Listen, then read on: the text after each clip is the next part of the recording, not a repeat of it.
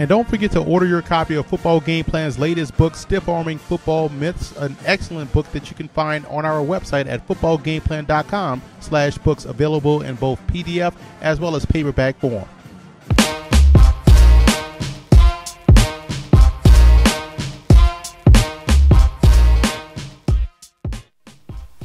Welcome to footballgameplan.com, where football makes sense. I'm Emery Hunt, the czar of the playbook, bring you our 2014 NFL team preview for the San Francisco 49ers. We're going to take a look at their offense, their defense, as well as their special teams. But first, let's start off on the offensive side of the football with the quarterback position.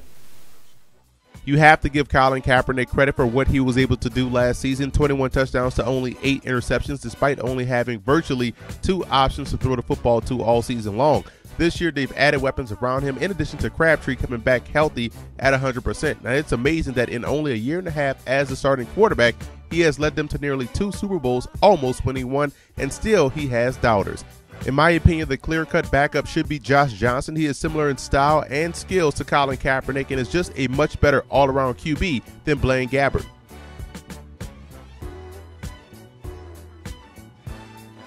In the backfield is Frank Gore, who's entering his 10th season in the NFL with a chance to eclipse the 10,000-yard mark for his career, and he should once again be one of the top backs in the game. The number 2 job is up for grabs with rookie second-round pick Carlos Hyde out of Ohio State, third-year player LaMichael James, and Marcus Lattimore out of South Carolina. Right now, Hyde has the inside track because of the injury to James, and we still haven't seen Marcus Lattimore play a down yet for the 49ers, and they can't afford any more injuries at this position. Fullback Bruce Miller is one of the best in the game, and they may end up redshirting Trey Millard out of Oklahoma, who's a rookie who is one of the more versatile players in the country.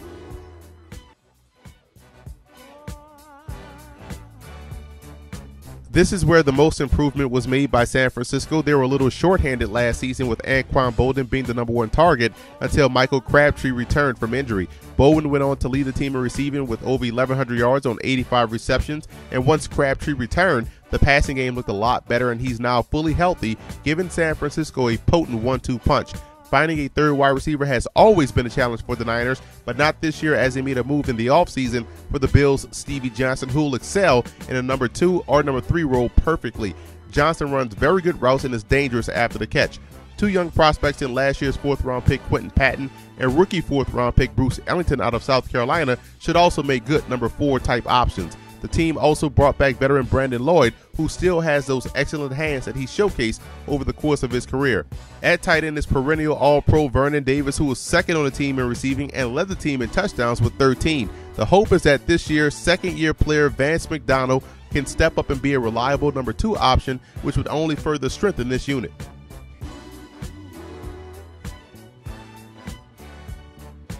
This is the best unit on the offensive side of the football, with both starters and reserves being very strong. The offensive line did well on both ends last year, led by left tackle Joe Staley, right tackle Anthony Davis, and left guard Mike Iupati. Those 3 are cornerstones of this group, and when Alex Boone returns from his holdout, he'll start at right guard, but he can also play tackle if need be. In center, Daniel Kilgore played well as a reserve and enters the season as the starter. When you have guys like Jonathan Martin coming over from the Miami Dolphins, Adam Snyder, and even Joe Looney are versatile guys, depth guys that can play multiple positions. The Niners also drafted center Marcus Martin out of USC, who will compete with Kilgore for the starting job, and they'll be also redshirting 2 solid prospects in guard Brandon Thomas out of Clemson and Fufanoti out of Michigan State, both of whom could be in the mix for starting duties next season.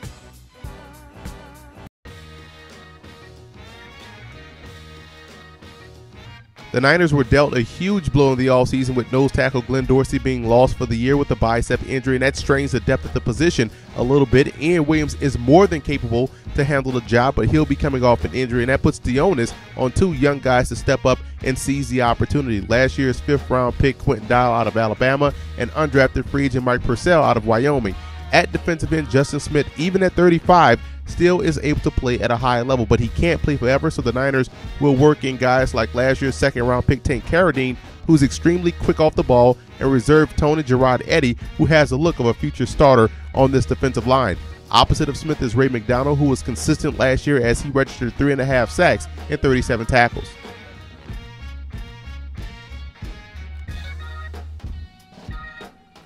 This is the most talented unit on the defensive side, but they have some questions entering 2014. Both Navarro Bowman and Aldon Smith won't be starting the season. Bowman is recovering from injury and looks to be back at some point in the middle of the year, and Smith is facing a suspension. At this point in time, we don't know how long that'll be.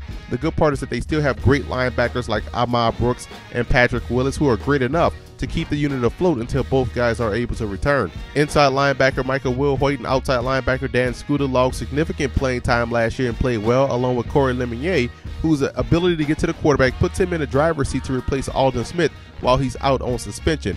4 rookies have an opportunity to see action early. Inside linebackers Chris Borland of Wisconsin and Shane Scove out of Stanford, and outside linebackers Aaron Lynch out of South Florida and Chase Thomas from Stanford. They'll more than likely start off as special teamers and be slowly worked into the regular defense. And I would also keep an eye on Nick Moody, who's another young vet that could factor in the mix on the inside.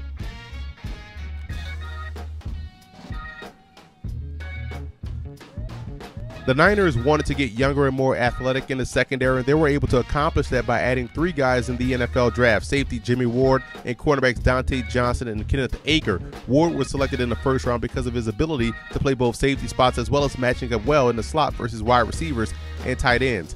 Johnson is a former cornerback that played free safety last year for North Carolina State, and he'll probably do the same thing for San Francisco. And they welcome back cornerback Chris Culliver, who played well in 2012 but missed all of last season with an ACL injury.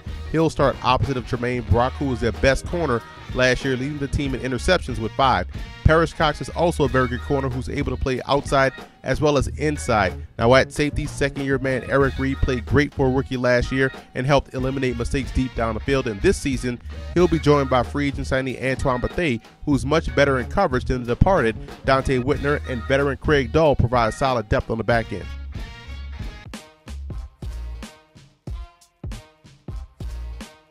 The Niners' kicking game and coverage units are top-notch. Punter Andy Lee averaged 48 yards a punt last season, while Phil Dawson, the kicker, went 32 out of 36 on his field goal attempts, including 4 out of 6 from 50+. The kickoff return game will more than likely be handled by rookie Bruce Ellington, who excelled as a kickoff returner in college, and I wouldn't count out either Parrish Cox or rookie Kenneth Aker as the punt returner this season.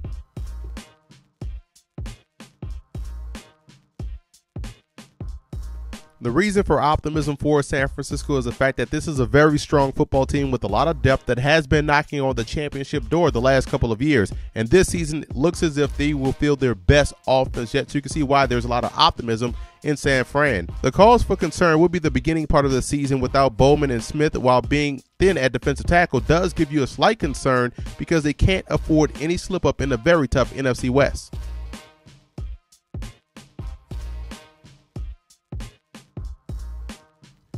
The road to the Super Bowl for the 49ers goes as follows. Number 1, the passing game has to improve. They were the 30th ranked passing attack last year, and it wasn't because of Colin Kaepernick. It was because they didn't have the weapons. That's no longer a question. They have to get better, and the defense has to hold steady for the first half of the season while they wait for guys like Navarro Bowman and Aldon Smith to return to the lineup. And the special teams unit has to remain solid. Remember, they can kick, they can punt, they can cover, and they can return. If those 3 things happen, the 49ers can find themselves in Glendale, Arizona this year.